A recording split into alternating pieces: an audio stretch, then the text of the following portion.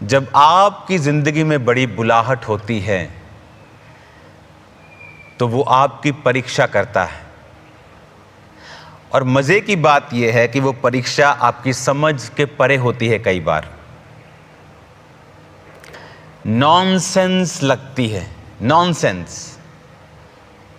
एक तरफ परमेश्वर कह रहा है जाओ और सुसमाचार सुनाओ, दूसरी तरफ उसने मुझे बीमार कर दिया है, मैं जाऊं कैसे? क्या नॉनसेंस है ये।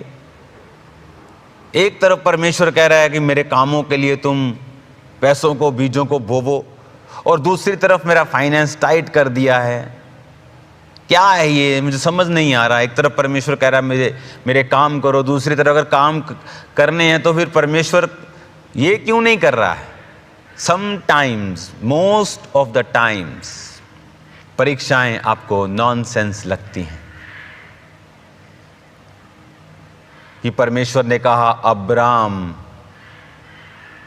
75 साल के अब्राम, मैं तुझे वंश दूंगा, अपने पिता के घर को छोड़ और आजा मेरे पीछे।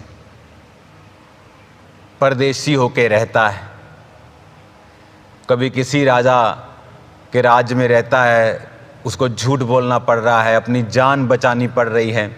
कभी कोई देश वाले उससे लड़ते हैं, उसके कुओं को भर देते हैं, जो वो कुएं खोदता था उसको भर देते हैं, उससे जेलस करते हैं बहुत से पलिश्ती। और फिर 24 साल बाद वो विजन पूरा होता है, और कुछ ही साल में परमेश्वर कहता है अब इसको तू कुर्बान कर दे। अब्राहम सोच सकता था, तब वो अब्राहम बन गया था। इसहाक के जन्म के 1 साल पहले प्रभु ने कहा था अब तू अब्राम नहीं अब्राहम होगा। अब अब्राहम सोच सकता था कि ये क्या नॉनसेंस है। मैं अपने देश में अपने पिता कुटुंब के घराने में था, उसने मुझे अपने पीछे बुलाया, मैंने धक्के खाए, मैंने परीक्षाएं सही, मैंने बातें देखी, मैंने ट्रबल्स देखे। 24 साल बाद मुझे मिला तो अब परमेश्वर कह रहा है इसे चढ़ा दे। I don't get this thing, what is this, is this real, is this, what is this, मुझे समझ नहीं आ रहा।